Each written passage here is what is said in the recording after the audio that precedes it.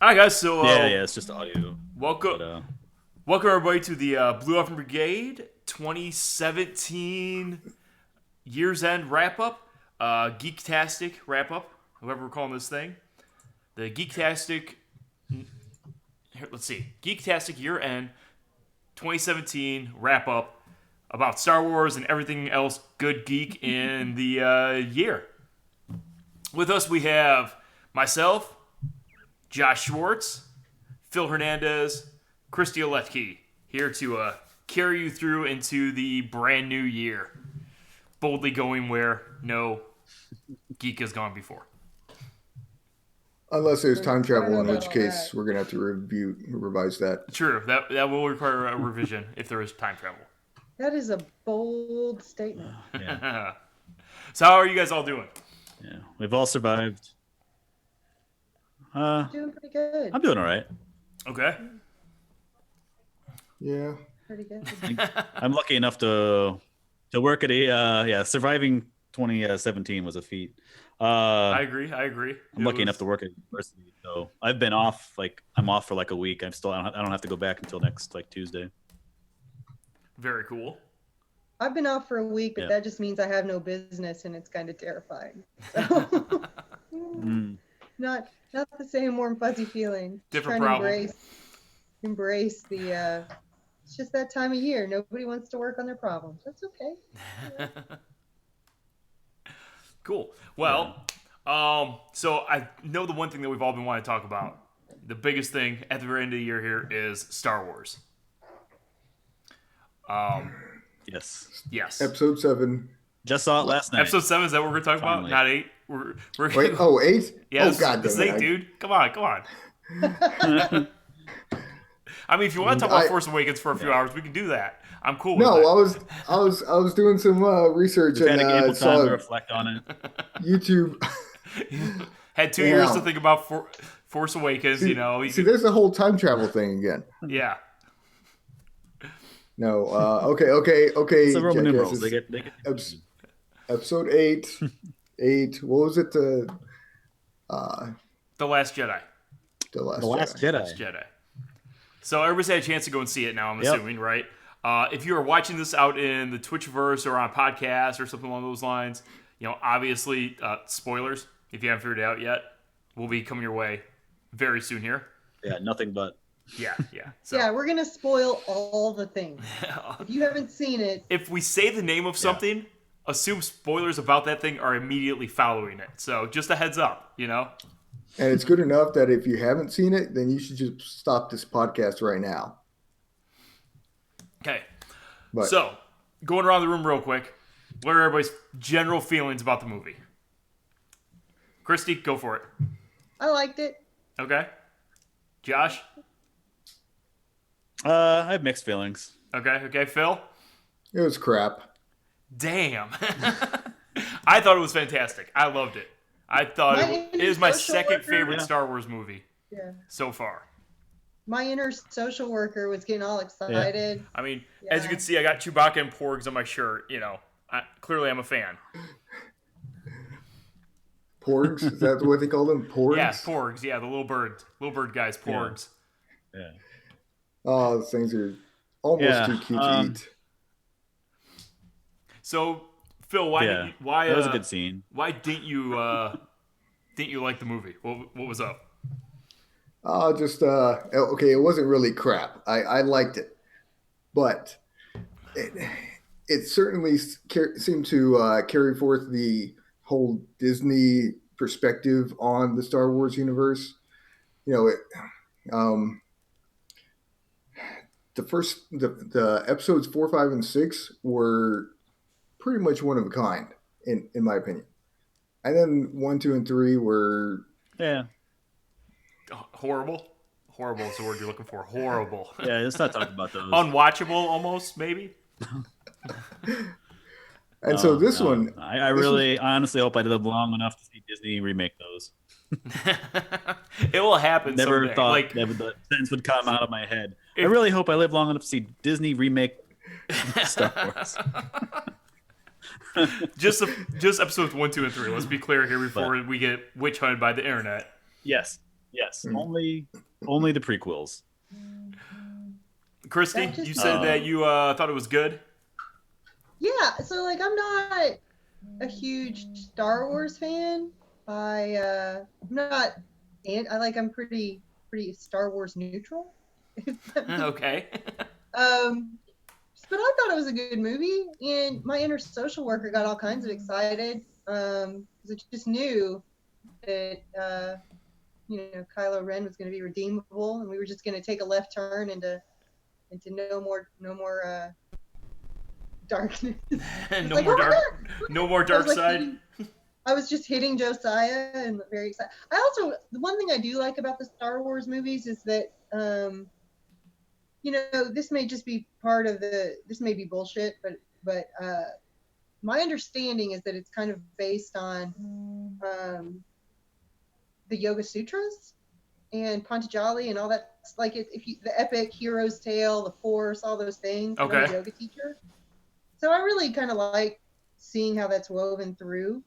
Um, so I enjoyed it. I thought it was Mhm. pretty good, but I don't really have any expectations for what it's supposed to be. I think people get really, really, they have really strong opinions about what it's supposed to be, and I'm like, it's supposed to Yeah. be a good movie. I don't know. I can say some things about what I do like. I really don't have like a I have mixed feelings, and it's really like I can't point to like one thing that like brought it down, or like there was definitely some things that I really liked in it. Well, actually, there's a couple things I could point that I didn't really care for, but I do like that in this one it was much more uh, shades of gray and like some of the breaking of the tradition. I didn't want like just another retelling of like Empire Strikes Back. Right. I wanted something different, and I was actually really excited for Kylo and Rey, like when they had their touching moment,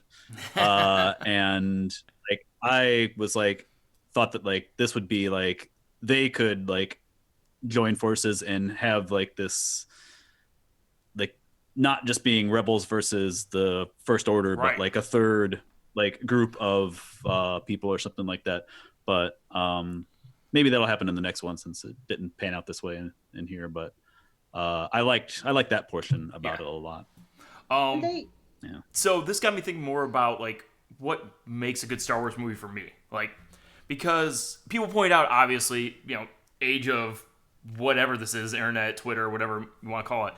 Uh, people love to dig into things and be like, well, this is a plot hole, this is a plot hole, this is a plot hole. And it got me thinking about, you know what? There's been plot holes, significant plot holes in every single one of the Star Wars movies. Like, Luke finds his adopted parents charred to death in their moisture farm home, and 5 minutes later he's over it and he's going to save the princess, not even going to avenge his murdered family. He's going after the hot chick that's a prisoner somewhere with the crazy dude.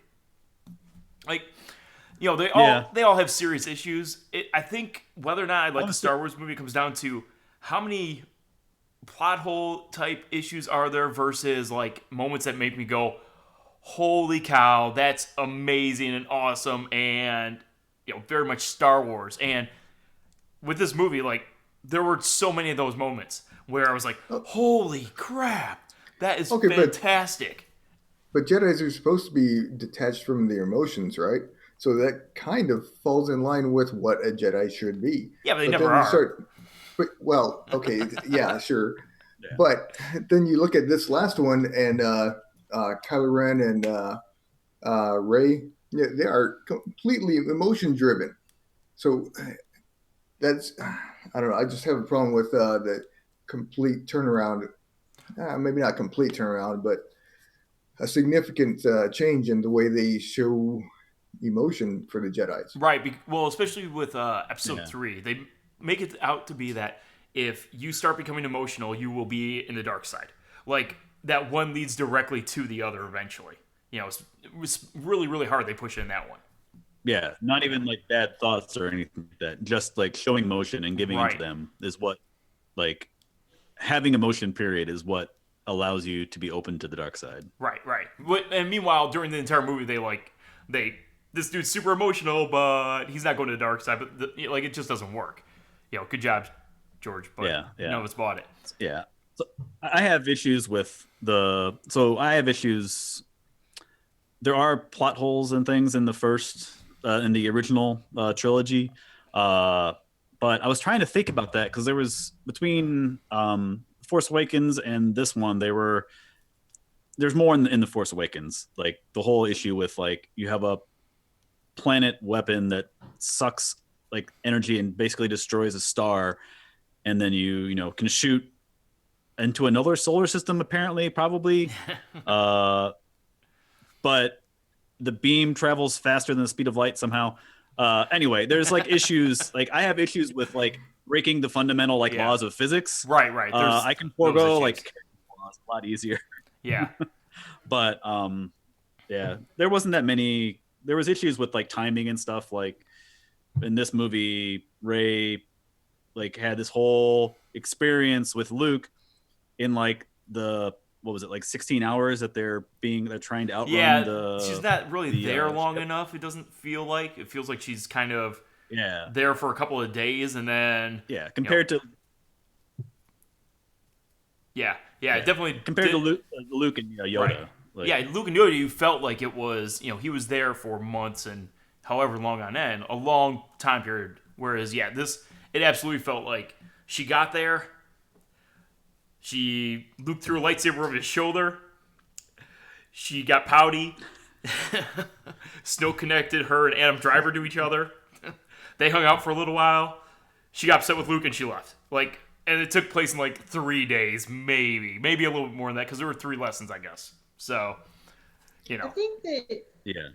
that one of the themes that was interesting to me is sort of the generational conflict and the fact that exists, that what you have are like the young upstarts that want to do shit their way, and then the seasoned veterans that want to do things their way. And sometimes the youngsters are right, but oftentimes, the thing that was like when they go off to, on the harebrained scheme to save the day and they were told not to, it turns out it didn't work. Yeah. Like, it didn't work, but also when, when Luke is kind of like, the Force is bullshit and abandon all hope and no, I'm going to sit here on my mountain and not play anymore like a crusty old man. That also was wrong and didn't work. Yeah, but I don't think he qualifies as one of the elders. He does, though. That's the thing. Like, he was a Jedi Master. He was training Jedi. He's General Organa's contemporary. Out of situational pressure, and look how that turned out with Anakin. Well, also think about this. I mean, I'm 36 this year, and like I'm a grown up now, and it snuck up on me. Like yeah, tell me about it. I train people to do things and speak with authority in certain parts of my life, and I'm like, what? So it kind of also speaks to that. I think that all of a sudden Luke, the same guy who's like, oh, my adopted parents are dead, where's the hot chick? He's now the person they're all looking for to be the key to saving the world. Like, and he happens to be in a system that's not locatable by anybody on any map, and she just happens to fly directly there. That's the Force, man. Well, that's the Force. But that part of it, she finds her way there because of R2-D2. And so they've actually talked about that since then. What's his name? Director for Force Awakens. Not Rian Johnson.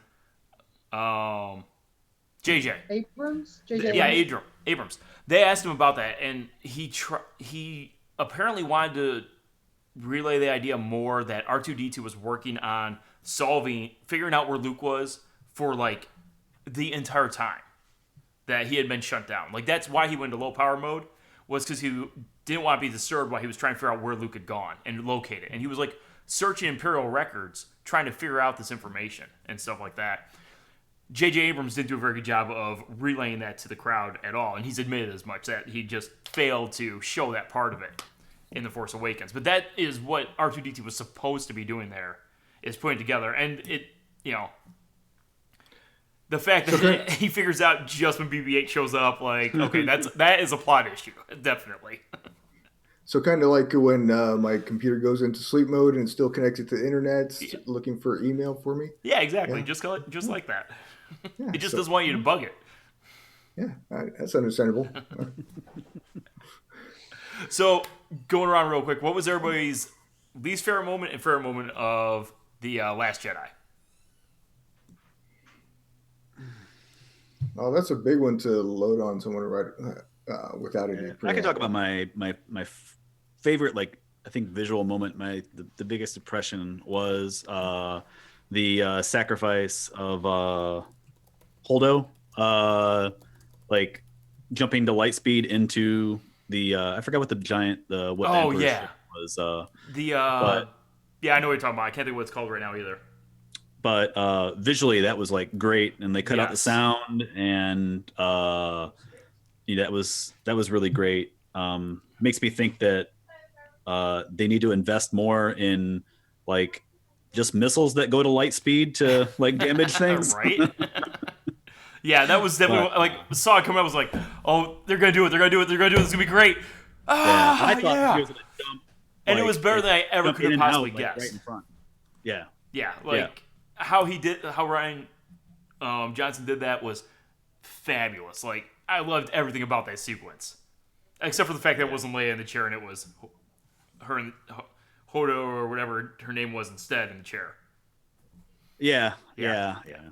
I But figured that she it would have was swapped. Like Leia would have like done something to, you know, sacrifice right. herself. I know that I forgot what her rank was, but anyway, the General. woman with the purple hair, Oh yeah, yeah. uh, she like I figured anyway. Anyway, I figured Leia would have been in that Right. place. Anyway, which I don't know how they're gonna kill off So I Leia's have a thought on character that now. we can finish up with this whole thing on. Okay, Did you all say right. so? Well, That was your favorite. What was yeah. your least favorite? Least favorite was probably Space Leia, like being frozen and like flying back to the ship after the explosion. That was Fair kind of enough. Fair like, all enough. right, guys, that's that. Uh, Yeah. Maybe just because Leia like has not shown any Force abilities like Yeah, in the movies not until that really. point, and Right. then right, yeah, nothing in that magnitude. Right. Like all right, yeah, I know that she was supposed to have like undergone training like after after the first like trilogy and stuff, but that's all off camera and stuff. Right. That was just kind of immersion breaking, like for me. Christy, favorite and least favorite? Um, my favorite was the realization that that I don't think that Ray comes from anything in particular. Right. I think that she's not. I think they were doing away with a lot of the kind of sacred, like Anakin was kind of Yeah. a messiah figure and all that. Like when she's in the cave and she's looking at who are my parents, where do I come from, and all Right. she sees is herself. And then Kylo Ren kind of reinforces that, even though he's not really a trustworthy reporter. Right. Um, Yeah, it gets rid of the um, idea that Star Wars movie. It's kind of getting rid of the idea that Star Wars movies have to be about the Skywalker family tree, because that's what mhm. they've all Yeah, been about so far.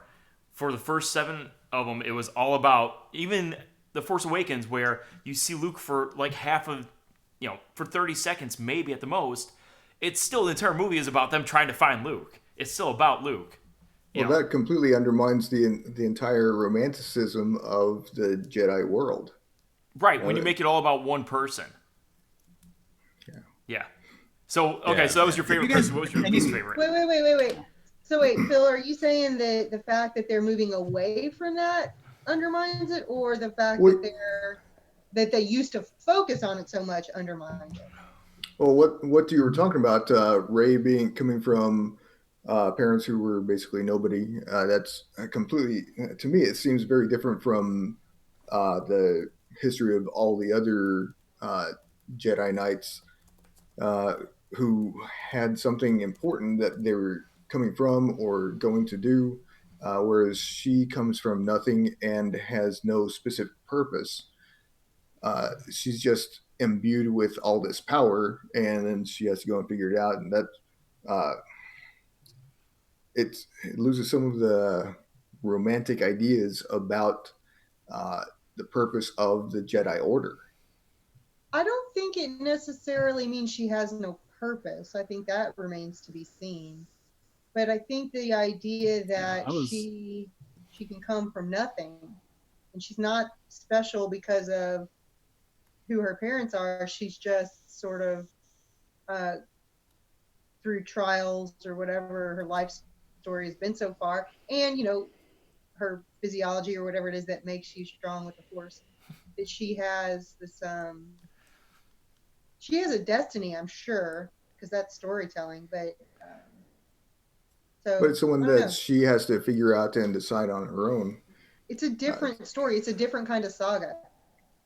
Well, we can agree to that you're wrong. That's fine. So, But not to we can sidetrack, agree but on is speaking Hush Your of Face.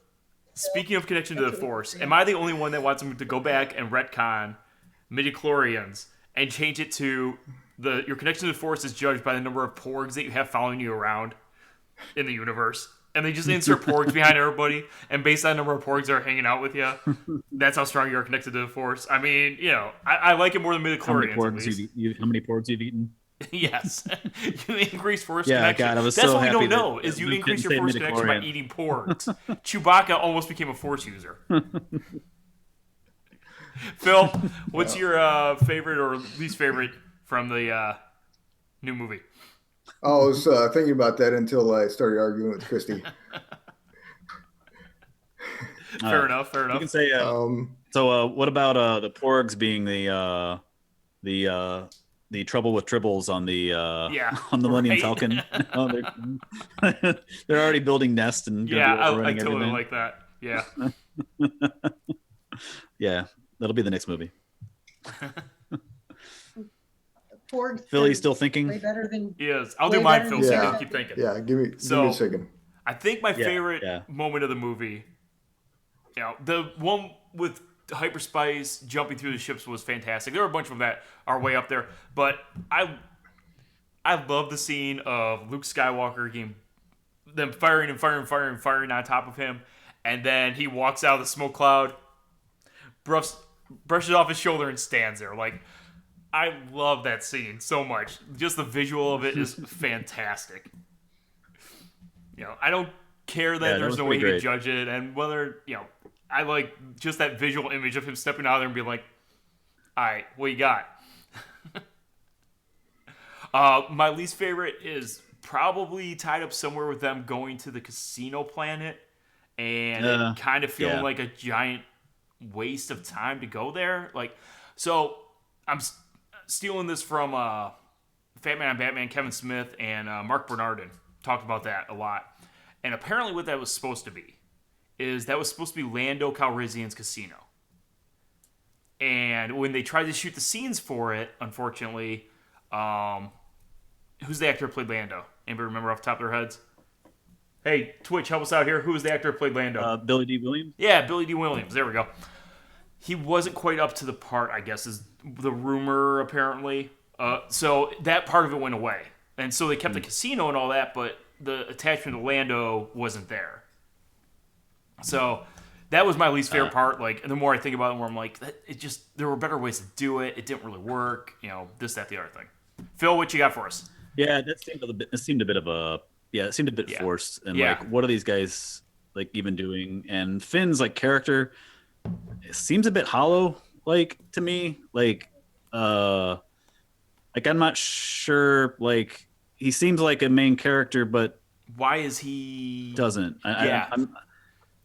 Yeah. It felt okay in Force I would have Awakens. liked to It's like, see. hey, we just met this guy, fine, it's cool. Yeah. But his character didn't develop at Yeah. all in this movie, really. Like, the girl, the mechanic, is fabulous. Like, she's cute and funny, and I love her little statement at the end, even if it's kind of ridiculous. And it's fantastic, Yeah. Rose. Yeah, Rose is great, but... Yeah, Rose was good. Yeah, I'm not sure. We'll see where that goes. I thought they were gonna kill him off too, like until like Rose saved him. But Shout out to Dan from Switzerland. I think he's our first viewer from Switzerland. So thank you for joining us, Dan. Dan.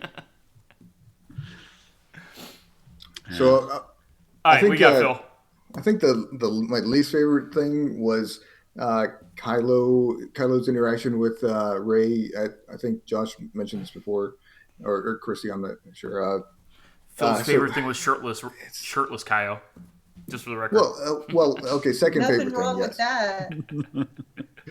But so I mean, it was kind of predictable that Kylo Ren would consider turning, and then there would be this confrontation where they're trying to figure out what they want to do, and then of course he's going to turn back. I mean, it was almost kind of predictable, Yeah. and it was far too drawn out. I was kind of getting bored with that scene. I was glad when it was over. Yeah. Well, like Christy said at the start, I don't know if this was on camera on the video or not, but she wanted to see Kylo like go with Rey. And, my thought was, what if Rey had decided to go with Kylo? And I'm like, you know what? You're right. I have no investment really in this rebellion. I'm kind of over this shit, and everybody around me dying all the time, and gone that way. Like, Yeah. and that would have fit Empire Strikes Back, because going that way, the dark side or the Empire certainly would have won that movie. Yeah, I thought there was going to be some manifestation of some new like force power when they were starting to see each other, and it seemed like with each like vision they were actually coming closer or more clear. And I thought they might actually like physically like go over like one to the other, like and actually be there, like teleportation sort of thing. But yeah, anyway, that I was kind of wondering why, if Snoke connected their two minds, then how did they neither of them sense that his mind was present? yeah, same reason Yeah. why Kylo didn't sense that Luke was just a projection of himself. Like that's weird. Also, just plot. Yeah. Jedi And maybe it's mind just they weren't trained very well. They don't really know how to use the Force Yeah. very well. Yeah. Like, that was something in the Luke's- books, right? They got into Luke's that. so strong. They got into that in the books before they said, okay, none of this is part of the Star Wars universe anymore. Where like Luke was trained to be a weapon, and so that's how he ends up training all of his students, is to be weapons too. And there's some pushback from the kids about that, because they're like, there should be more here to this than just all of us becoming this, spectacular fighters. Yeah. So And what happened to the other kids who Kylo took with him? Was there anything about Yeah. that? I don't know. I thought that sounded like it might be in a book or something like that, and it's part of the expanded universe. But I'm not sure. I'm playing the new Battlefront. Is it Battlefront? Where the new Star Wars game is. yeah, On, Battlefront 2. Battlefront 2? Yeah. Yeah. Right now. And that starts right at the end of episode 6, as they are blowing up There's the a- second Death Star. Okay, Is where yeah, there's a scene it in there where like starts. Uh-oh.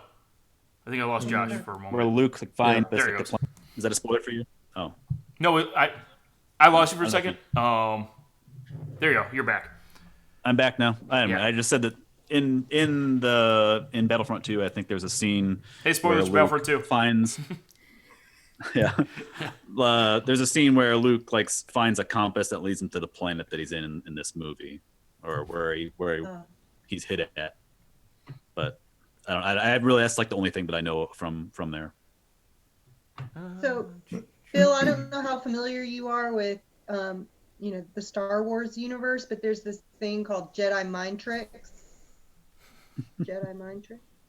That's how they didn't know, because of Yeah, Jedi that, mind I can vouch for. I can go with that. Luke could be strong enough that he projected like not only visually but like the illusion of like his force presence for Kylo to sense also.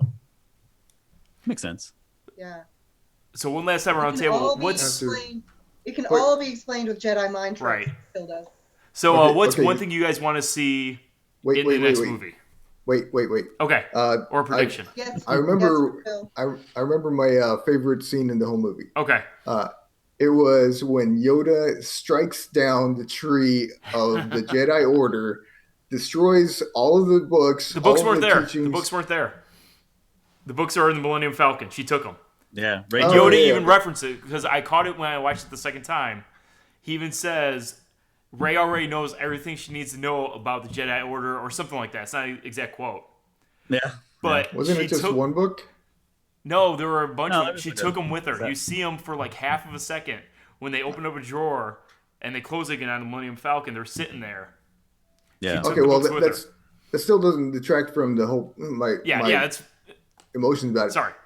He goes and he strikes down the tree, destroys the original place of the Jedi, and he tells Luke, it doesn't matter. Haven't you moved beyond this? Haven't you figured out who you are and what this is all about? You know, this tree doesn't matter. Right. The resting place is irrelevant. You are the future. It's just move on. Yeah. Phil, it's Yeah, that so was a good funny scene. to me. It's so funny to me that you think that the sort of burning of the sacred tree and all of the sacred stuff going away is the best part of the movie. But then when you're like, but this is not a classic Jedi story anymore. I don't like it. I don't like it. Where's the noble birth and the sacred cows? I just think that it makes me smile that you said that. Well, there is a whole burning bush thing, you know. Yeah. Yeah. Clearly, Luke is Moses now. All right. I So have these 15 commandments, 10 Thou commandments. shalt not eat porgs. Yeah. Moses was storing the 10 Commandments in the bush, and God came down and burnt them all by mistake. oops. So what's one prediction you have for the next movies? Prediction? Yeah, one prediction for episode number 9. Phil, you can go first. Wait, do we have a title for the next movie? We do not yet. subtitle? No. I predict that there will be a subtitle for the next movie. Okay. Do we even know if traditionally it's been trilogies? So do we Right. know that the next one is going to be like the end of a kind of a story? I think so. I mean, originally when they started this, they were certainly talking about doing 3 more, like a new trilogy. Yeah. Now, Like, I obviously, could- Disney is going to be doing trilogies if they do it that way forever, never Yes. ending. I mean, Yeah. It's the Star Wars cinematic universe now. Right. Yes. Which I think Rogue One might be my favorite of the new New set ones? of 3 that we have now. Yeah. But I don't know about the Han Solo movie. We'll see what we get, I guess. Yeah. Yeah. I'm but afraid. yeah. So if we're I have a sticking bad with- feeling about this. Yeah. Yeah, if we're sticking with like the next one being the conclusion of this current storyline, it'll probably end with Rey, forging some new order of Jedi. But I don't know. Okay. I don't know what they're going to continue like with the First Order and stuff like that. If they, it'll be the wrap up of something, but there's going to need to be like another like darkness, on the Yeah. future. Something. Yeah. So I don't know about specifics. I'm not sure. Christy, what you got? I have 2 theories. First, I was just going to say I still feel like Kylo Ren will be redeemed. Okay. Because I'm a social worker and that's how I roll. You're And hoping. it all of a sudden, yeah, I mean, I think he'll be redeemed a little more quickly than all the other, kind of villains have been. Because in the end, I think Darth Vader was probably redeemed, to some extent, right before he died. Yeah, absolutely. But also, it just occurred to me, what if in this sort of new Nothing is Sacred Star Wars universe, they pull a straight up Buffy the Vampire Slayer, everybody gets to be a Jedi. And then they just open up training to everybody, and everybody gets to be a Jedi. Okay. Are they Phil, going what to you have got? online training for this? Yes. I Yeah. mean, You have to maintain annual CEUs, though. there's, it's just like you could go to the University of Texas or you could go to the University of Phoenix. One's a little more prestigious, maybe, but it's all about the satisfaction of learning and gaining skills. The State Like it. College of Jedi. Phil, what you Yeah, got? and What's your even if prediction? you're not force sensitive, you could go there and learn like you know the theology of Yeah, it's like you kind of have to be assessed ongoing as far as how far you can go, and but Yeah. everybody gets to Yeah. learn Different the areas of theology. focus. right. It's I think that Jedi, sorry, Ray and Kylo are kind of onto something, and that they don't necessarily have to fall into the light or dark side. You know, I mean, Luke was on that island right in the middle of the light and the dark side. And, Mhm. what if you can coexist? I mean, very few people in this world, in our Earth world, are just good or just bad, and that seems to be the case with them also. So why is everybody forcing them to pick a side and just stay on that side? Or why Yeah, can't definitely the Okay. picking of the one side is what causes the other side. Yeah. Like Mm. that's Yeah, and that's kind of what they stress in this movie is that one causes the other. yeah. There was rumors talking about like the possibility of like a gray order of Jedi. Mhm. That'd be interesting, but I don't know how that would lead to. You can't have a movie that ends in harmony and everybody, you know, there's no more money to make after Right. that. All right. So, did you have a prediction, Phil? Or no, was just it that that? yeah, Okay. yeah, that there's going to be that's going to be Gray order. Okay. the balance, that everything's just going to kind of even out. Although I must say that my one of my favorite movies was Swordfish, because of the ending. The bad guy actually wins, and I love that idea. So, my predictions, I actually have two of them.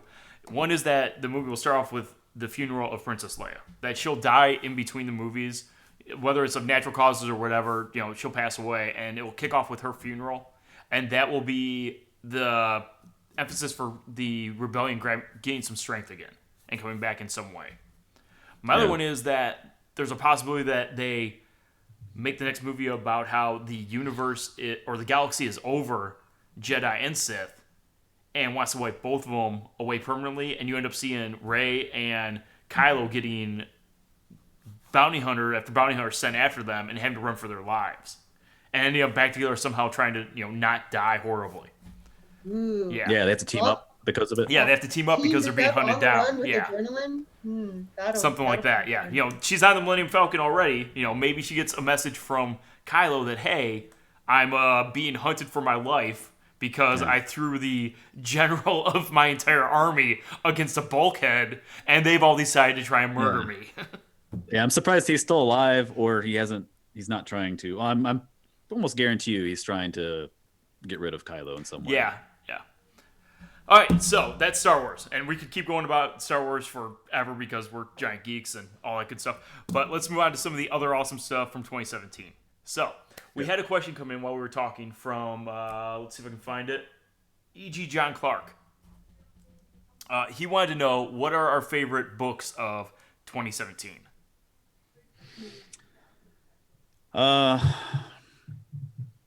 I'm currently reading Brandon Sanderson's newest book in the Stormlight Archive.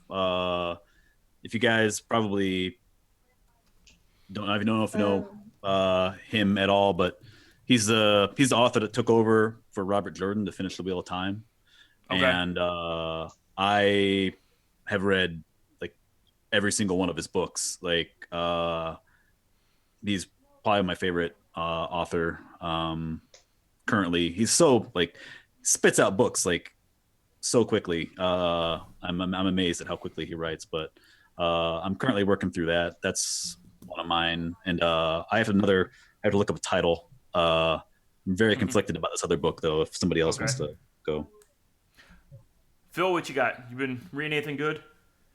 I'm actually going in a slightly different direction. I read Atlas Shrugged, and I'm in the middle of the Ascent of Money, and I've been starting to get into critical chain management, and it's just a different direction for opening my mind to both the light and the dark side. Christy, what you got? anytime somebody tells me they read Atlas Shrugged, I ask them if they read the whole speech by John Galt. Did you read the whole speech by John Yeah, Galt, or did you yeah. It was skip it? no, Oh, it I was skipped that shit. it was amazing. ridiculous. I What? skipped. Is this dude still talking? No, it's ridiculous because it's just reiterating what they've already taught. Like, it's so redundant. It's not. The message is the message in that book, which is a totally different discussion point. But when they get to the speech by John Galt, it's like 15,000 pages of the same thing they've been talking about the whole book. So I know Well, a the lot whole of people. movie. Sorry. Book. Well, the whole book is pretty much the same message. I started the same movie. Yeah, the book. The whole book is pretty much one simple message that, and you can boil it down to a couple paragraphs. But it's just Yeah. I hadn't thought about that stuff in that much detail, so it's just nice to think a little bit differently. Yeah. Yeah. I actually read it on a deployment. I read it on an aircraft carrier. So there's some perspective for you. Reading Ayn Rand on an aircraft carrier. But I have not read a lot of fiction. I actually just started reading The Magicians by Lev Grossman. Yeah, Which is I not read a the new first one. book. Yeah, it's not a new book by any Yeah. stretch of the imagination. Have you seen the show at all? The first series I did watch the first one, and we started the second one. I don't have cable, so I'm always late to the game with Yeah, the yeah, shows, but same. I thought it was pretty good. Yeah, I like the book a lot better. They made changes to this series I didn't really care for. I've seen the first season. So far, I like the book better. So that's really the big fiction book that I've read. But most of the reading I've done this year has been for work. And right now I'm reading for the second time a book called The Body Keeps the Score, which is by Basil Vanderkolk. And it is about how trauma and exposure to trauma and attachment kind of affects the physical body, and how you work with the physical body to overcome mental and emotional trauma. Cool. So that's what I'm reading. I recommend that book to anybody who's curious about that sort of thing. So for me, it's been mostly schoolwork that I've been doing this year because I'm back in school now. So that's been the main thing I've been reading, is just horrible, poorly written textbooks. You know, calculus and chemistry are still written like crap, it turns out. Or Calc 2 as it might be. But I have been rereading the Song of Ice and Fire, Game of Thrones, hoping that by the time I get to the end of it for a second time, he'll finally release another book, maybe. And then I've also been keeping up with Kevin Hearns, the writer of the Iron Druid series, with his books. So over Christmas break, actually, I read both The Squirrel on the Train and Besieged, which both of the Besieged is a bunch of short stories, and Squirrel on the Train's one short story that tie into the Iron Druid, continuation of the stories there. So that's what I've been reading, more or less, I think. It's a... I got so I found the series that I'm conflicted. It would say Joe Abercrombie series, the First Law trilogy. They came out a while ago, like early 2000s. But I forgot what they're all. The first one's called The Blade itself. But I finished the trilogy, and I think that there are like books that continue on like after this, but the characters the main characters are like, this is like the complete story of it. And holy crap, it's a kind of a depressing book. Like the whole trilogy is like, I won't go into any specifics, but like no spoilers. Well, I guess, yeah, except for, yeah, no, I won't say that. The minor spoilers. The whole book is like leading on like this big adventure, and like it has, magic and all of these like kind of unredeemable characters finally, moving towards some redemption, and characters that have always like had problems and shitty lives, and like you expect that by the end of the book that these characters will finally have some like relief, and they will, lead like decent lives, and they'll have like the thing that they always have like searched after. And no, at the end of the book, like everything's taken, and these characters are in the exact same situation like they were in the beginning, or worse, or like all these just horrible things. Like Game of Thrones has more like redemption and things given to Wow. people than like this book, and it's pretty series. bad.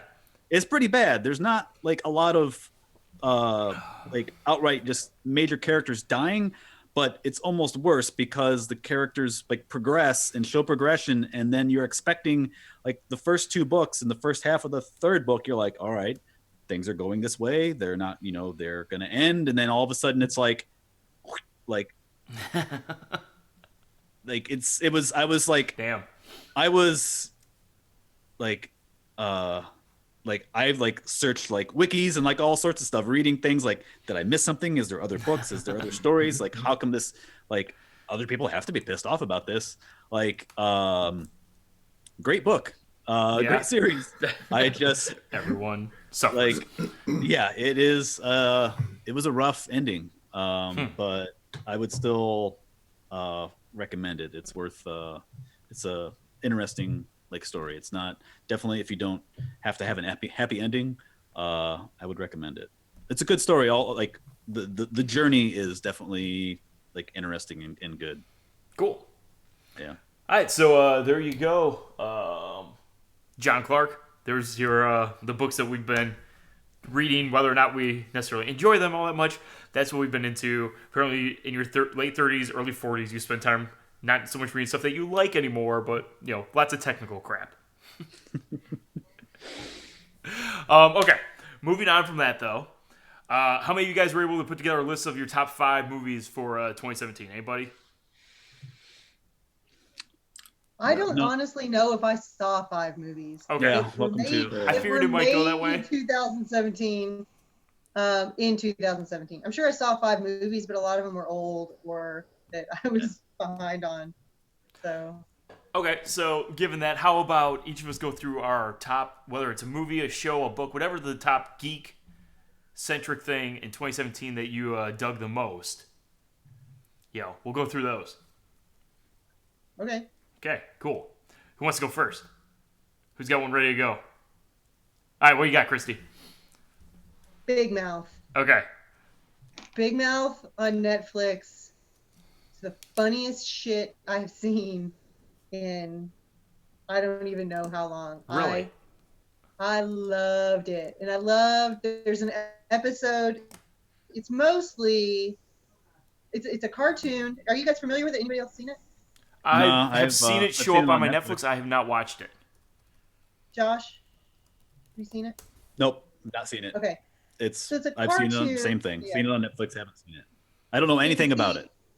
It's these adolescent boys and girls who are going through puberty, and they have hormone monsters that follow them around and talk to them and encourage them to do completely screwed up shit based on their hormones. There's a female What? hormone monster, Like and a a male hormone Personification of like their urges. monster. Yes. How am I not aware of this? It is amazing. Yeah, And there 'cause is, you know, I'd seen it show up, but nothing about it made me like bother to go into it really. it is the most irreverent. I'm looking at images from it now, and holy crap! I mean, Yeah, I'm not sure what the filter on Twitch is, and I hate to get banned from Twitch on our first time we've done something like this. But I'm literally looking at an image right now of a apparently talking vagina that must have appeared. yes. And somebody Hey, had a girl, mirror between hey. their legs. Okay. It's Yeah. this. So basically, there's a Oh, I can show this girl- version. Okay, I can show this part of it. There's a girl who You guys her won't see hormone it, but monster our tells her to fans grab can. a hand mirror and check out her genitals, and she does it, and basically her vulva is like, "Hey, girl, hey, how you doing? I'm waiting for you. Hang out, stay a while." Like, it's so funny. Holy cow! So good. And it's fantastic. They just go there. It's really irreverent and fucked up. And they even say there's a line in one of the episodes where they're like, hey, this is a bunch of 12-year-old kids talking about sex. We'd all go to jail if this wasn't a cartoon. Okay. Okay, I'm gonna have to check that out for sure. Yeah. Wow. I'll give it a look. Maya Rudolph is the female hormone monster. Yeah. So, Okay. I don't even know what that means. she is the voice Does not compute. of the female hormone monster. Oh, So Phil, if you grow up as a human child and not a robot, roughly about age 12, you start to get all these weird feelings in your body because of hormones. ew. Sounds gross. Yeah, it is. It's fucking disgusting. Yeah. And so you probably skipped right through that, Phildo. But the rest of us, I simulated it once. I stopped it short. you what? I simulated it once and I stopped it short. You Didn't were want like, to finish. Yeah, no. that's enough. All right, Phil, Josh, what you guys? What you got? Well, I caught up on Rick and Morty. That Okay. Series definitely is pretty great. Yes. I don't know. I like binged like the whole like last season and everything. Yeah, it's very well written. I watched Community when it was on back in the day, and I watched. Have any of you guys seen Harmon Quest? Dan Harmon's got like a D&D like show that he puts on, and then he has like three people that are normal like cast members, and then there's a guest that shows up, and they go on a continuing storyline, but the guest always gets killed off, or his character is always like gone at the end, and then they animate that story. So it's the show is animated and with like cuts of them like sitting around a table and having a DM, and it's done in front of a live Wow. audience. Yeah, if you haven't seen it, look it up. Harmon Quest. Harmon Quest. It used to be on CISO, but CISO went out of business, and I don't know where that ended up, but through whatever means you can. Normally, I think the first one's actually on. You can find the first one on YouTube. But anyway, so Dan Harmon, also the guy for Rick and Morty, but yeah, all the stuff's been pretty great. Yeah. Movie wise, I think my surprise favorite was Thor Ragnarok. I saw like a preview of it and I thought it looked stupid. Because I saw like the preview in front of, I forgot. I'm like a pretty big like Marvel fanboy, and saw like the preview for Thor Ragnarok. I forgot what movie it was in front of, but just like having a Hulk in like Centurion armor, and like I didn't get that they were not taking the movie like itself seriously, and that they were gonna like joke around with it. I thought that like it just did not make sense, and the preview didn't do like the movie justice, and I had to go see it because it would have been the first Marvel movie I hadn't seen in theaters. Yeah. And man, it's like one of my favorites of the Marvel franchise. I thought I really probably have rose tinted glasses on now, but I thought it's wonderful. It was great movie. Yeah, I totally agree. I loved Thor. I thought it was fantastic, without a doubt. I like that they had a lot of inside jokes from the previous Yep. movies all over the place. Very much spent some time making fun of themselves. Yeah, And it that has was great. It has my favorite Marvel character in it now, whose name I can't think of off the top of my head, unfortunately. The rock creature. Shoot, it's played by the actor or the director. Twitch, help us out here. It's I'll have to. We'll race chat. I'll look it up. I'm a little disappointed that and- there wasn't more Black Widow in there. Wasn't more Black Widow in there?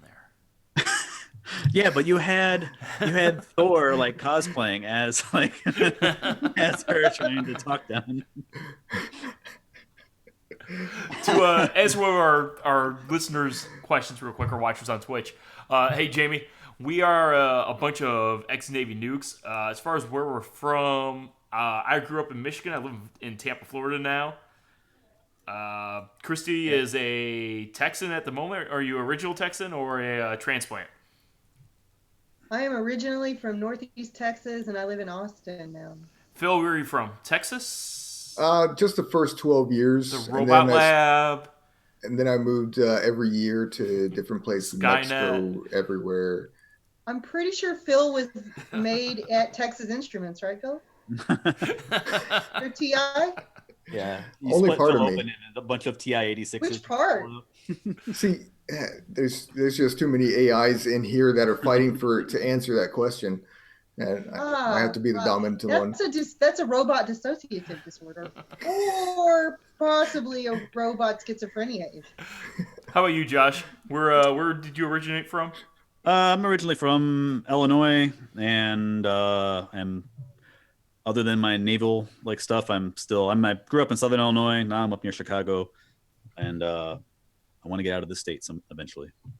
Yeah, I ran away. I spent a few years there, and that was enough. Yeah, I don't mind the Midwest, but there's definitely prettier parts of the country, and yeah. There you go, Jamie. Or if you're asking where we're from in relation to why are we doing this? Well, we're all part of the Blue Elephant Brigade, a Navy veteran organization, and we built the Blue Elephant Brigade network out of that. So we have 2 podcasts now. The BEB podcast, which is where you'll find the audio feed of this later on, and also Debauchery and Dragons, which is our Dungeons and Dragon podcast that myself and Josh and a bunch of others are involved in. Yeah. So the 3 or 4 of us currently, we all served on board the USS Theodore Roosevelt. Yep. America's big stick. Yes. Yay. Yep. All right, Phil, what you got for us? Favorite moment of or favorite movie, TV show, whatever?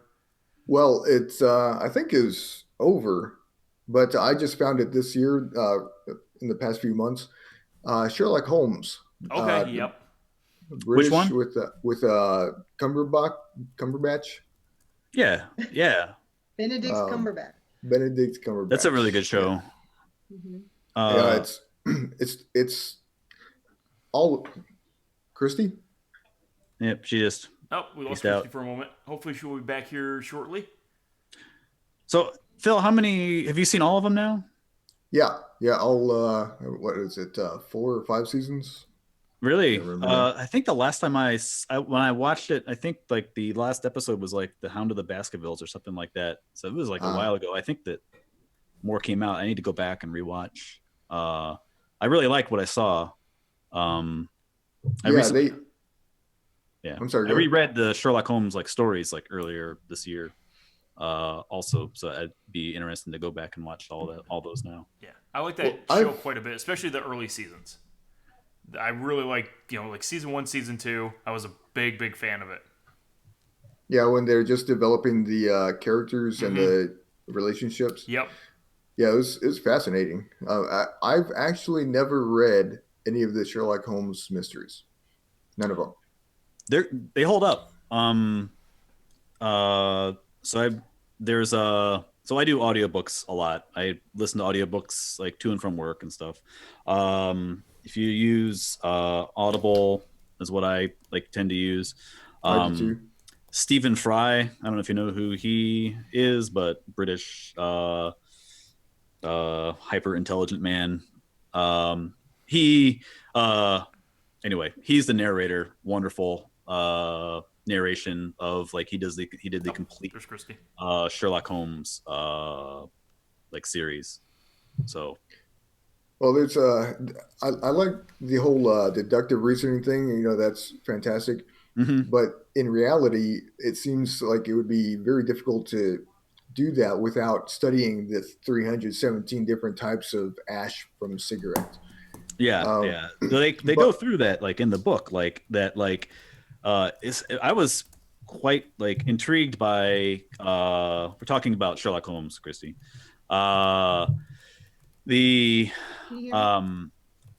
like Yeah, we can hear you, that but your when the video's books were frozen. written, like that There. was not like a part of science and like looking into forensics at all, and that like those things were like new, and like some of those things were just made up by the author. That turns out that you can like do like some of those things, but That explains why he was beating the corpses with the writing crop. I was wondering why you would do that in today's society with all the knowledge we have. yeah. But the big thing that I was interested in was his mind palace. Um, so this mind palace idea is not unique to Sherlock Holmes. There it's shown up in plenty of different venues in different forms, um, and I realized that I already kind of do the same thing, not that well, obviously, but I think that a lot of people already use that technique because they think about things visually, or at least some people do, and so they go and remember something, and uh, they have to visualize it in the location that it was to be able to remember any details about it. But Yeah. what if you did that intentionally? What if I started doing that intentionally and made these Can. rooms? What's There's a up? tutorial. Tim Ferriss has a tutorial for how to create a mind palace on his blog. I think it's something you can do. He does it. There's the demonstration they use for the mind palace is how to memorize a deck of cards. So once you've created your mind palace, you can take a deck of cards, shuffle it, and with practice, you can go through and memorize the order of a deck of cards, and then hand it to your buddy and recite it back. Interesting. Kind of a party Wow. trick. But first you create your mind palace, and then of course once you have that, you can use it. I had a professor once who used a mind palace to memorize the names of every student in the class on the first day of class. And I know he did it in all of his classes because I was dumb enough to take 3 classes with him. He was a really hard professor. But I watched him do it for 3 different semesters in grad school where he would go through and ask each student their name and be able to remember them for the rest of the year. Interesting. Yeah, I did see TED Talks about it and have seen some videos of this about doing that, about memorizing the stacks of or decks of cards, but I haven't really put it into practice just yet. All right, so I have no way. I don't know if I could pick just one thing that from this year because there's been so much, and maybe that's my favorite thing is that like I feel like geeks have really come into their prime now in such a huge and dramatic way this year. The Marvel movies I'm a huge fan of.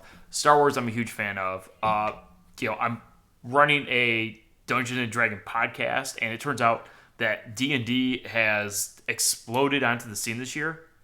About a week and a half back now, I guess it was, I ran a quick poll online, just like messing around, just seeing what would happen if I asked, what's people's favorite D&D podcast of 2017, and posted it up on our website, beb.network. I found out at least 2 things from it, probably more than that, really. One is that there are a ridiculous number of D&D podcasts right now. I ended up with over 40 podcasts being submitted by people for votes on them as their favorite one, let alone all the ones I missed that didn't get voted on. And out of our stupid little website, I got 4,000 people voting in this poll from basically nowhere. There was no reason, there's no real connection out there for this to spread as far as it did, and yet it did. Like, we even had guys on a Pathfinder podcast submit themselves because they felt that Pathfinder was close enough, and so they started an indie campaign to write in the name of their Pathfinder. Glass Cannon is the name of the podcast, and they basically stormed the site. They ended up coming in, I think, second place overall in the total results because they had so many people just like storm the beaches and write in Glass Cannon's my favorite podcast. Why don't you guys have it in here and submit the name to it? So that was awesome. Yeah, I think that people of our like generation that are now adults and who grew up with this stuff, the stigma is gone from a lot of the things. My like girlfriend ended up teaching like some of like had a group of friends and like they were wanted to get into D&D and I helped her like DM like her first like set and construct a story, and they were all like first time players and are mostly first time players, and it's great you not get you do that stuff and not getting beaten up at school for it anymore. Yeah, right. And now combine that with the fact that all these NFL players are kneeling during the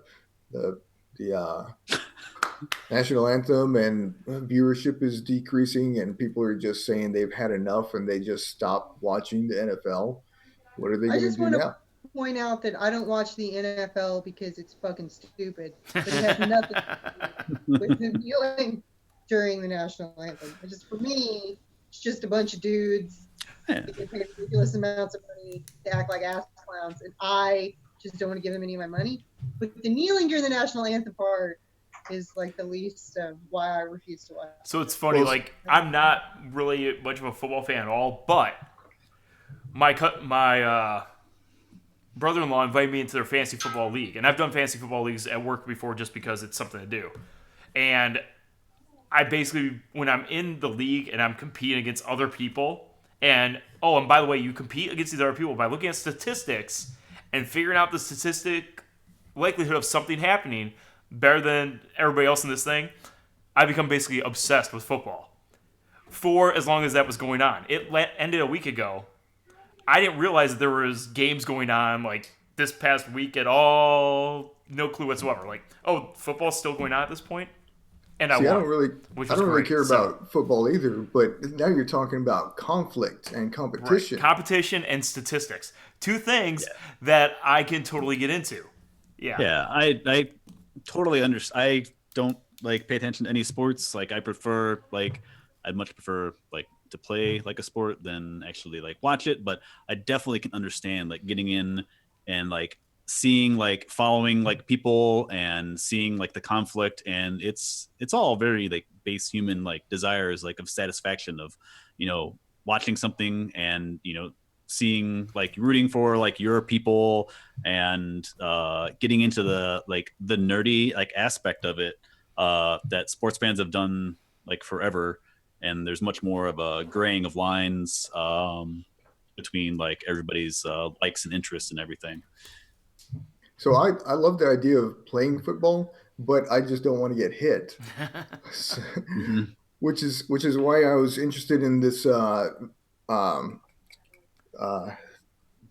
trailer for a movie called Ready Player One. Yeah. Have you guys seen that? I read the book last year. How is that book? I was wondering that.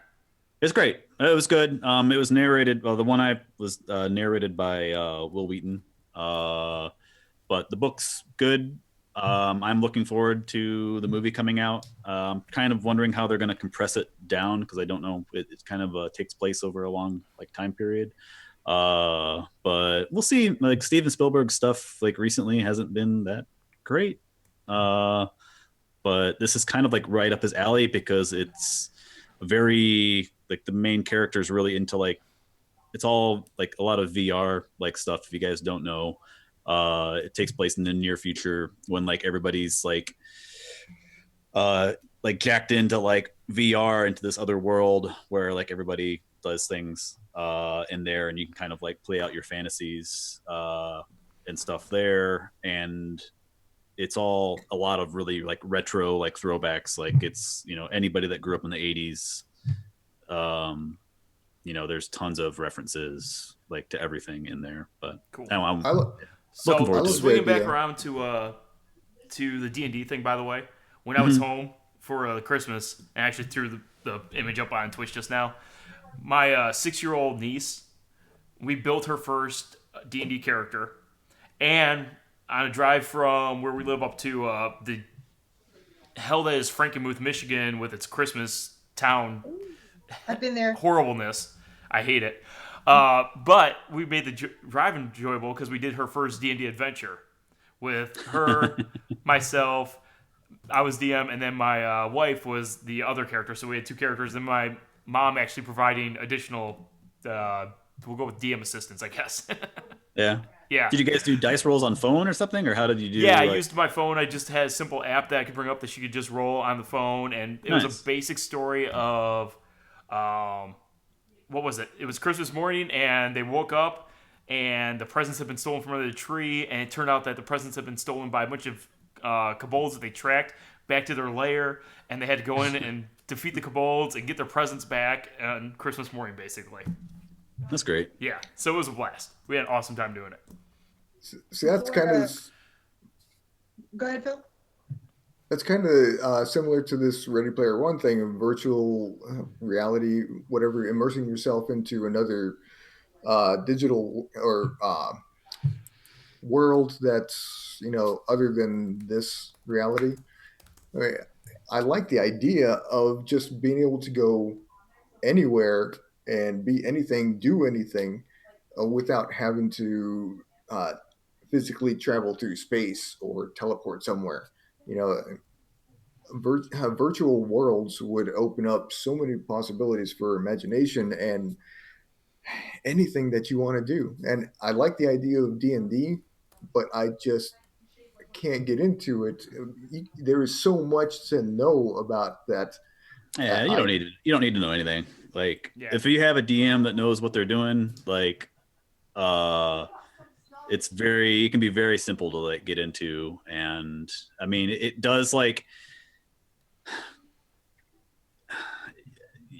knowing the reason why you're doing something or how things like what dice to roll and all that stuff. You don't even need to expect that. If a good DM will just tell you like, this is like roll this dice and then I'll tell you what happens. And as long as it can be a bit like hard to like It's figure a out bit daunting at first, for sure. Huh? It's a bit daunting. It can be a bit overwhelming at first, because for sure. like you can do anything. Like you mean, but a good DM will like guide you towards like the story or in a direction and stuff. And so it's not. It can seem like overwhelming, but not necessarily. And you don't have to make all the funny voices. No, Yeah. it all depends. You Like, can. that can be overwhelming too. Like Yeah. some people like are kind of turned off by that because they expect like people to like get into character and like move around and like that can be overwhelming to somebody. But I think a lot of people are more comfortable with stating like my character does this or my Right. character says that, and not necessarily using like the voice and acting things out or things like that. But again, it all depends on who you're playing with. And I'm interested in D&D because, and I haven't played it since I was in high school, but and I didn't play it much then. But what I've discovered, because gaming in general has gotten really popular, and I found that I really liked it. I couldn't figure out. So my husband, y'all know him, Josiah. He plays Magic the Gathering. Josiah's another nuke, by the way, for the guys out there in Twitch. Another ET. Cool was on guy. ship with us. I am the only one here not an ET, isn't that right? Yeah. But what I've discovered, because I played Hearthstone for a while, I tried to get into Magic the Gathering for a while. What I've discovered is that I don't want to play a game that has a meta, and D&D doesn't have meta.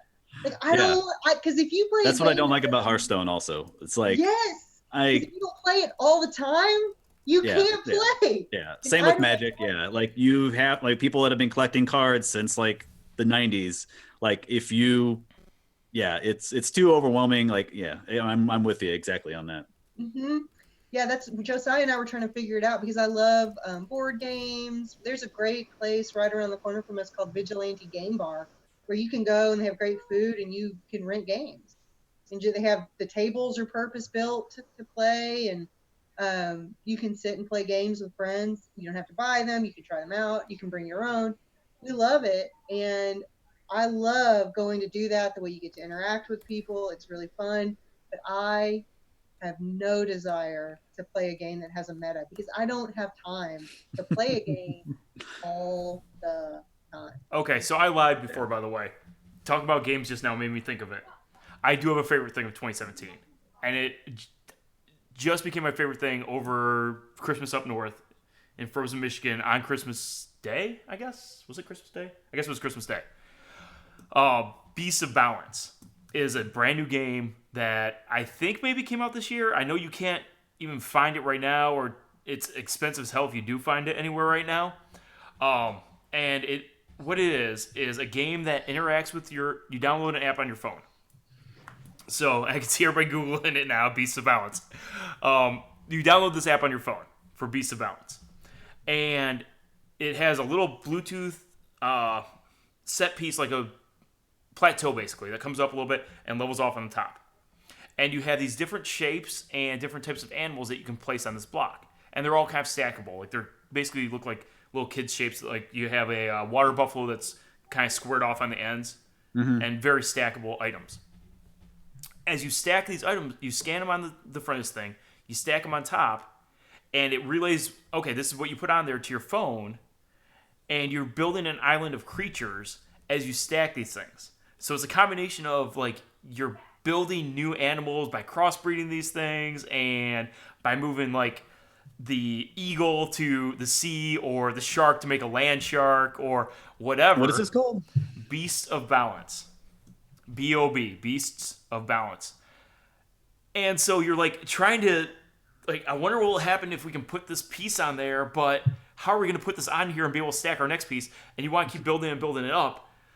And as you build this thing, it's kind of like Jenga. It's becoming more and more unstable, more likely to fall over. When it does fall over, you have, I think it's 7 seconds to stack it back up exactly how it was and not lose where you were at. And so you just spent 45 minutes building this damn thing, and you've created some new animal that you never have seen before in this game, and then you put the wrong piece in the wrong spot, and the whole thing falls over. And you're like scrambling, like, oh yeah, we gotta save it, get everything back out, and it's fun. So you're building like the creatures are physical objects, Yes. in meat space that you're building. Right. And then you have like virtual characters on the phone from the things that you've combined. Exactly, yes. You have, I put the water buffalo on there, and virtually the water buffalo shows up on the iPad or your phone, whatever you're using. Yeah. And then you stack the eagle on there, and the eagle shows up in the sky up above. And then you put the cross, which is literally a plastic cross. That's a good like level piece that you can put in between different objects to get them to stand upright and balance right and stuff. You put that in there, and they crossbreed with each other, and you end up with a buffy eagle that flies in the sky and, you know, whatever. Okay. It stands in front of planes, I guess, and whatever it might be. That You sounds like end the up with a exact. flying. Literally, we made a flying shark at one point, and we were terrified by it. 'Cause- Sharknadoes. Yes. So that's my favorite thing of 2017 so far. Both my wife and I loved it. It was fantastic. We had a blast playing it. Yeah. That's interesting. That sounds exactly like evolutionary computation. Are have you guys heard of evolutionary computing? No. It's Like basically go ahead, Phil. I'll see if it's what I'm thinking of. you have this computer and this application, and then you design components. Let's say you design a resistor and a transistor, and you describe all the attributes of these different devices. And then the computer starts taking these things and putting them together in different ways, random different ways. And eventually it goes through so many generations so quickly, and most of the generations produce crap. But then once in 1,000 generations, it produces a circuit that actually works. And it just keeps building and building and throwing stuff together in random ways to see if it has some practical application. And I read an article like 10 years ago where they used one of these systems, and it developed like 2/3 of the 100 most important human inventions and it did this within, I think it was 6 weeks or something. Wow. So basically, same thing. You're just throwing pieces of stuff together, or Yeah. throwing things together and seeing how they evolve. This is so I was trying to find a picture or a link to this thing. It is kind of what I was thinking about. Some company needed to have like this flow nozzle designed with like this certain like characteristics, and they fed it like what they wanted into like the computer, and the computer like iterated and like had this ended up coming with this really weird like looking like nozzle that they really didn't understand why it worked. And there's probably like extra things in there that didn't need to be, but like it produced the exact like flow and velocity that they needed, and it was all computer designed. But I've seen similar stuff with trying to have like teach like virtual like characters how to walk in a computer, and like saying like here's a shape, and like try to you can move like this way, like figure out a way to walk, figure out a way to move and move the thing from here to there, and the computer goes through all these iterations of like these really weird forms of locomotion that somehow still work, and then it keeps iterating until like it gets to the most successful abomination to man. Yeah, exactly. It's fascinating that computers can come up with something that we effectively would not be able to invent because there's just too many aspects to consider. But the computer is tracking all of those variations. Terrifying. It's terrifying. It's Yeah, fucking it is. terrifying. It is quite terrifying. Why? Why is it terrifying? Because the inevitable. It's not terrifying if you are a robot, but for Because everybody Skylab's else, going to get us all. it's terrifying. Yeah, I read about like warnings of AI bots yesterday about like just email like bots, and that eventually like soon they will evolve faster than humans can like put them out basically, and so we'll have to make AI bots that are for like getting rid of the other AI bots. I think I saw it in the Matrix. Yeah, And yeah. my favorite example is driving. There are so many people who are horrible at driving, and they don't even realize it. They're not smart enough to know that they're being stupid about driving. So I think we need computers, AI, I'm to excited for drive that day. for us. Yeah. Yeah. I'm I live in for Florida. It's fucking dangerous. Yeah. We need And- robots I driving. love the idea. I love the idea of being able to like get in my pod. I would never fly again. I'd be like, go to Oregon. Yeah, make me when I'm there. Yeah. See, Yeah. that's three Yeah. more votes for an AI controlling the world and supplanting humans. Whoa, whoa, whoa, whoa, whoa. All right. I So- don't think that's what I said at all. As we start to wrap up here, guys, moving on to the next year, right?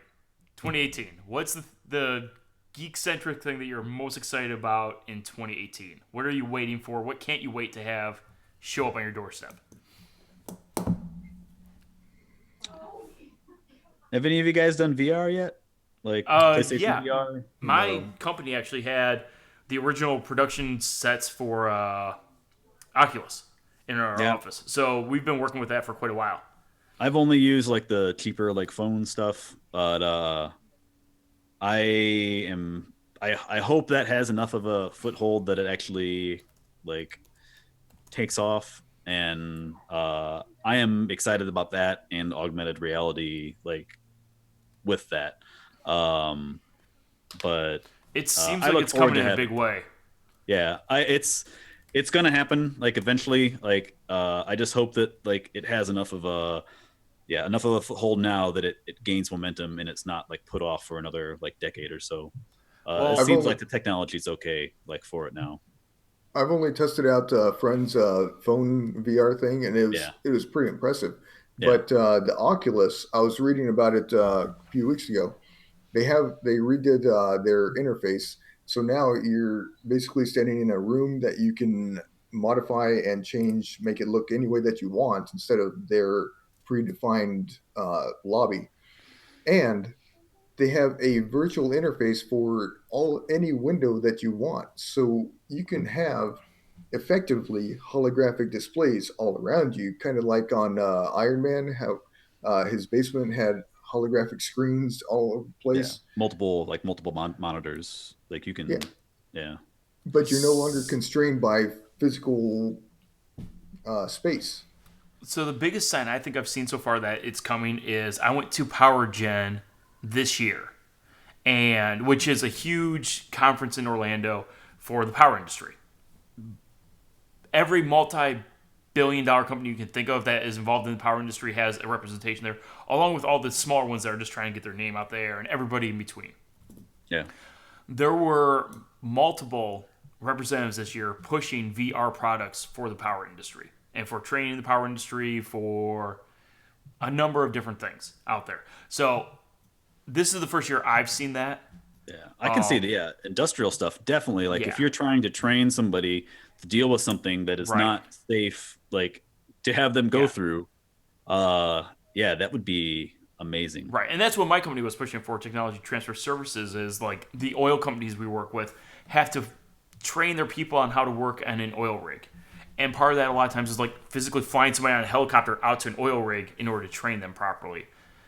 Yeah, It's expensive and it's extremely dangerous to put somebody out in that type of environment, and so that's one of the things that we were kind of working with was, hey, we can develop this training environment for you. You never gotta leave, and you can sit here in the office and you can do it. But yeah, it's coming. There's no question at all about that coming. I'm What you got, thinking- Phil? I'm thinking for that, the Microsoft HoloLens would be a great tool. yeah. Is that the glasses that like is that like augmented reality? Like I don't. Yep. Yeah, I haven't heard much about that. I saw like something like a couple of years ago, I guess, and I don't know Yeah. if it's still moving forward. Do you know? I haven't seen much development recently.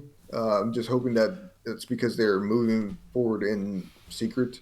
But the idea of just having that one helmet thing with a visor that where it shows you a three-dimensional thing in the room that you're in, so you could build a basic, say, oil rig, or at least a few rooms of it, and then simulate a fire or something in a location, Yep. and there's no real danger other Yeah, than so you could tripping have the and falling physical over. space Right. like built and have the virtual display of like fire or like spills or like other things. Yeah. Yeah. Then you don't have to Even have. for like medical industry too. I mean, like you could do practice on surgeries instead of yeah, we got to do this. We got to wait till somebody comes in with a certain illness, and then here's your first try. Cutting somebody open. It's it's the future. I think eventually. Yeah. So here's before we move on to Phil's thing. One interesting thing about the VR stuff, and Christy, you'll like this, is one of the environments that we have is of an actual physical oil rig, where you can stand and walk around the oil rig and all that, and you can look down below, you see the water, 50, 60 feet below, whatever it might be. Without fail, every single person that puts on the headset walks up to the edge and asks, "Can I jump off?" Every single person wants to know if they can jump off the edge of the oil rig. If whatever's going on there, whatever psychological thing it is that makes people want to jump off the edge of the damn oil rig when they're VR, I'm not sure. We want to take risks, man, but we don't want to take any risks. I guess, We yeah. we don't want to take any risks. Yeah. Cool. All right. So who hasn't given their favorite thing yet? I think. Anybody left? Kind Christy? of what we're looking for. Yeah. Is What are you that- looking for in Yeah. 2018? Geek centric. Geek-centric, I think it's not technology. I mean, I think it's kind of the antithesis of technology. I think we're kind of getting to that tipping point where we want our technology in the background and we want to be more in the world.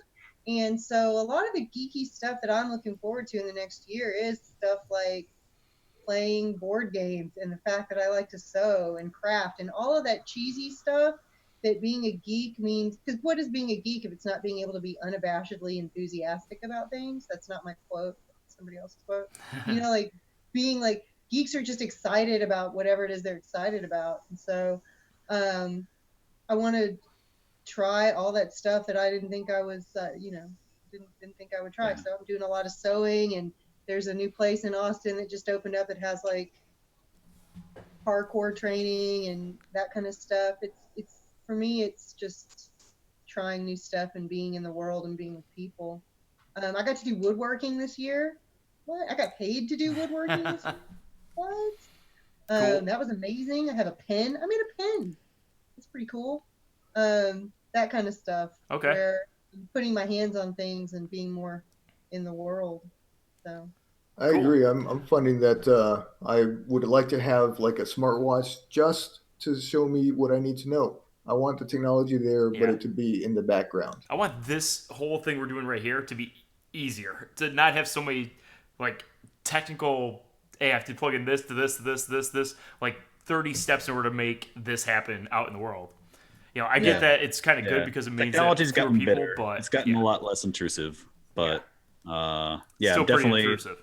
Yeah, that's one of the bad things about that I'm not looking forward to VR is that it's entirely like separate. I don't know, you have to have the big thing on your head and all that stuff. But Whole nother system. Yeah, I definitely like just things. I don't like things that are hidden. Phil wants that Matrix. just works. Just get a USB ports in the back of your neck. I Simple. upgraded to a new Android phone. I had a Galaxy S5 and I got an 8 finally.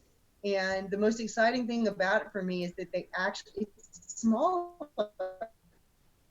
Oh, it's not big. It's not bigger. The ever increasing size of the phones now. It's a little bit taller, but it's narrower, and like my hand will fit all the way across. Like with my S5 and all the phones, I could put my thumb all the way across the screen. So just the idea that we're getting to that point where technology got kind of big and bulky and like a hammer, like big kind of. Yeah. And now that's the way, because I worked at Samsung, I worked in tech. First you kind of inelegantly invent it, then you refine and make it smaller and smaller and smaller and smaller. And I think that's kind of head back the way again. So Well, John I'm certainly Clark glad. wants he mentioned on our little Twitch feed here, he's looking forward to Falcon Heavy and SpaceX Moonshot are his big things for 2018. That'll be good.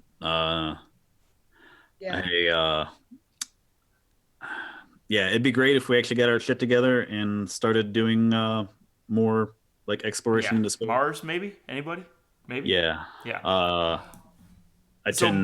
My big thing for go ahead, John. Sorry. My big thing for 2018 is it's got to be Avengers Infinity War. I mean, come on. I'll be the guy that'll say it. I'm waiting for the media thing. Being a Marvel kid. Yeah, I'm super excited about Avengers Infinity War coming out. Thanos, come I on. have all kinds of things that I hope will happen with it, as far as the characters getting killed off and stuff like that, and what might replace them and all that stuff. If Katie was in here, she would tell you that her favorite geek thing of 2017, my wife, was Wonder Woman, the Wonder Woman movie. She loved. Huge fan of it. I cried in that movie. I got very emotional in that movie, and I didn't expect to. It really caught me. Like, I'm not crying, you're crying. But Wonder Woman was huge. So I'm hoping that Marvel will take a cue from that, and we'll see something like maybe we get to see Hulk die in Infinity War and get replaced by She-Hulk or something like that. Maybe we'll get to see a female Thor come through. It isn't what's the guy that plays Thor? Is he? I think he's stated that like he's kind of like done. Yeah, there's a bunch of them that are supposed to be done. Like their contracts are running out, and this should be the last time we're going to see them. I think that'd be great because they can't build a Hulk movie. They can't do it because of licensing agreements and all that stuff and stuff they sold away. But does that cover She-Hulk? Could they do a separate She-Hulk movie? It seems like they should or could, and it seems like it'd be a really cool character for them to explore. Yeah, well, with the I think for the Marvel Cinematic Universe stuff, I think after Infinity War, I think their goal is to focus on more of the like cosmic end of Marvel Some stuff. better rebuild. And well, they just got with the acquisition of Fox, they have Yeah. X-Men, Fantastic Four, Silver Surfer. They can roll all of that into the Dreadnought. Right. And that's probably another thing I'm really excited for is the plans start rolling out and we start hearing what they're going to do with all that. Yeah. It should be cool. I think Galactus is going to be visiting Earth in the near future. 2019, Yeah, 2020, that'd be something like cool. that. Yeah, Galactus will be yeah. showing up. I think that the members of the geekdom that think that there are members out there that don't like how much sort of mainstream media is pandering to women. They're screwed. They're idiots, but that's fine. They're screwed too because Yeah. there's gonna be more. Oh, yeah. I mean, studios are going to realize that there's money to be made. Yeah, it Yeah. may be the year of the female geek. It may be. I like the greater emphasis on female superheroes. I mean, you got Wonder Woman. You got, Yeah, as long as they Jessica aren't like Jones, overly, like- overly Jessica Jones. the non-overly sexualized. Yeah. You know, The it can Green just Lantern? be a superhero that is a female, and that she doesn't need to be Right. like just But tits and she ass was- like the whole time. And to the like Jessica Jones, what they did that I thought was really cool there was she's not overly sexualized, but damn, she has a lot of sex. Like she's a grown woman. You know, like Yep. she's a grown adult woman, and it's not the whole focus of the show, and she's not made to be some kind of bombshell. But Yeah, you know, Yeah. A lot of sex Oh, going yeah. on. Yeah. yeah. It's hers. Problem with She got the hot guy. She got Luke Cage. Yeah. She can My get issue it. with Jessica Jones and like femininity and stuff is that like she was just a male character played by a female, and that like if she showed like emotion, it would have like been weakness and not really. They didn't it's- treat her any differently than they would have a male character. Really. Yeah. But It still, is it's kind good. of Like it is kind it's- of a pendulum swing for her. Yeah. I think it's not. She's not as complex, but she is sort of a version. You know. Yeah. John Clark just posted they need to remake Cool Runnings with all females. I'd watch that. I'm game. I think she is a version. I think, but yeah, it's pretty. She is as one. She's just a different one dimension, maybe. Yeah, that's good. fair. It's non-standard. well, I'm kind of. Oh, hoping I'm sorry. That, like, they get to was his point. That they get to do it. My point is they need to do it. Yeah. Just to clarify. I'm just Cool. hoping that I like Black Panther. You know, it's Yeah, I'm super excited for that. My wife is way over the music from the Black Panther trailers because I keep playing it over and over again because I really dig friggin' both Run the Jewels and the remake of the Revolution Will Not Be Televised. That whole thing from I don't know if you guys have seen it yet or not. If you haven't seen it, you should definitely go check it out. The second trailer from Black Panther. They Yeah, do. my department chair was like super into it. I came into the office and I did not know he was into like Marvel movies and stuff like that. And we started talking about it, and he was like, he made us turn off the lights in the office and like put it on, and yeah, he was like super into the music and like very uncharacteristically like enthused like about it. It was neat to That's talk to cool. him. Did you guys? I just heard this today. I don't know if this is true. I think it's true. They're remaking The Crow. I'd heard that a while back. Yeah, With I don't- Jason yeah. Momoa. Yeah, I don't know how I feel. I mean, they can remake the sequels to The Crow. I'm okay with that. I really like the Yeah. original, like how it is, kind of. Me too. Yeah, yeah. hmm. I don't know how I feel about that. yeah. But the sequels were pretty Yeah. horrible from what I, know vaguely exactly remember. how I feel about Jason Momoa. So be clear about that. I know I'm exactly how I am feel looking about forward to the Aquaman movie more than I thought I would be. That was probably the one good thing that came out of the Justice League. That, and I guess it's the best DC movie so far of the new ones, I The suppose. Justice League. Yeah. Yeah. I've seen I don't the want one, to. I don't and really want that's to get like into the Justice League because we'll spend our hour talking about it. Yeah. I won't judge since I haven't seen it, but It's the best I need to catch up on the Batman versus Superman. I haven't seen that one either. Justice League is the best DC movie that we've had in recent years. That's the nicest thing you could say about it, basically. All right. One other thing I do want to give a shout out to. I think it was this last year that Suicide Squad came out, right? Was it this year? I thought it was 16. Was it 16? We didn't Thought do one of so. these for 16, so I'll give it a shot. So Suicide Squad has giant issues, but it's on HBO, and I have free HBO because of my phone plan right now. And so I've watched Suicide Squad a couple of times now, and there are individual moments in it that I love about that movie. It doesn't work as a full film. It's got bigger plot holes than I've ever seen in a film just about my life. You know, some films notwithstanding, exaggerating a bit there, but the individual moments in that film are like there's brilliant moments in that film, and I love. I just wish the whole thing was better as a piece. But anyways, not to get us completely off track from 2017. I'll have a couple drinks and watch it. Maybe it'll be all right.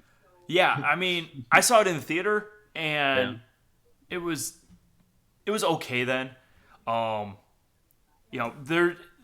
There's individual little, and that one of the things that happened with that movie, I guess, based on what I've heard, is that it got edited all to hell. Like there was a lot that got cut out of it. It got like the theater or the movie company itself took a big swipe at it. The executives kind of like changed a bunch of things, I guess. Like it kind of just got edited to pieces, and you can feel it as it goes through. Like there's individual moments that seem really cool and really brilliant in it, but it doesn't flow well as a movie, and there's issues throughout it. Is that part of like the DC like universe? Like I don't know how if DC has as much control over their movies as Marvel like does.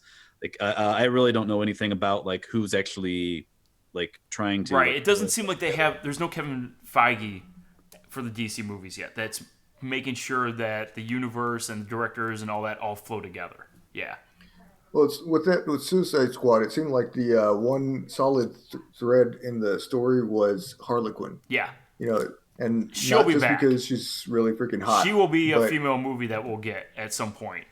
I can't imagine we won't see her again because of there's so much character to her and the development. Apparently she's in Ready Player One at some point. She's an Easter egg in there at some point, I guess. Yeah, I bet. Yeah. What did you guys think of Guardians of the Galaxy 2? I liked it a lot. I liked the first one more, but I liked it a lot. Yeah. My least favorite Marvel movie. I've watched it twice on Netflix since it's been on there, so... Why was it your my least favorite? Why? Your least favorite? My least favorite of any Marvel movie. Really? Only second to, or only like that and Ant-Man are my two least favorite. Really, more than Dark World, huh? More than what? Oh shit! I forgot about that one. Yeah, I put that. There just seemed like a lot of the second Thor movie. Yeah. I just don't think I'd have to like go back and look, but there was like several scenes in there that just kind of cringy, like to me, like the whole Peter playing with his dad and playing like catching the balls of light as like it was just like a little cheesy. There was just several things in there and I know everybody loves Baby Groot, but that is just a money grab character by Disney to like let's make something cute, tiny. And that is an effective money grab. It is. And like I went into it and I was like talking to my daughter. I was like, if I go into that movie and like the first scene is Baby Groot dancing around, like I'm gonna and then it's like, and I was like, and at the end they're gonna have like by the end he's gonna be grown up, and then you're gonna have angsty teenage Groot, and like you called it. I went into it and it was like just everything that I said about it, and yeah, I just don't. That's amazing. Care. I'm Mary freaking Poppins, though. Come on. I mean, come on. Yeah. There was definitely some great. Yondu was like great in that movie. I like that. I like that he got his actual like full on like mohawk. I read the Guardians of the Galaxy, the old ones, back when I was like into comics, and the having Sylvester Stallone and the other characters that like Yondu used to work with were actually like the original characters that were in the comic books. Those were like throwing those guys in there. That was great. But I'm just trying to remember like some other parts that I just didn't care for. I really liked the first movie. I thought it was great, like standalone, like a great, like even outside of the Marvel universe, even if they didn't tie it into anything, it was a great like space adventure, like eye candy, not just like not just eye candy. Like it was everything was well done. And I just didn't feel like about the second. Maybe comparing it with the first, I just had some issues with it. But. I didn't like that Nebula turned out to be all soft and gushy with her sister. Yeah. Yeah. Wait, there was another. I remember a problem. Were you just trying to murder each other? Yeah, they were murdering. I didn't. I understand. Well, yeah, the characters were a little bit over the top for that. I had a problem with the CG, like in parts of that, because when Gamora is trying to, like, when she rips off the gun from the ship and like shoots her sister with it, like there's like the character seems like has like no weight whatsoever to the object that like is like 10 times the size of her. There was. Yeah, but that's just CG stuff. I don't really. I mean, that's separate from like I have like visual issues with the movie, and I have story issues with the movie, and I'm mainly just my disappointment in it is just solely comes from the story issues. But. Well, that was 2017, guys. To wrap this thing up here. Yeah, I mean, all in all, as far as geek culture and things of that nature go, amazing year, without doubt. Excited for 2018 to see what it brings us. Absolutely. Chris, are you still with us, or are you just frozen? Oh, she moved a little bit. Hey, she moved again. Okay. She's still there. Yeah, I like held your image for a second. It was weird. Anyways, yeah. Anybody got anything they want to add before we wrap up 2017 and charge full force into 2018? Han shot first. There we go. We can leave it at that. All right, guys. Have a great new year. I hope everybody out there in Twitch land has enjoyed this, and we'll see you guys in 2018. See you guys. Bye. Later.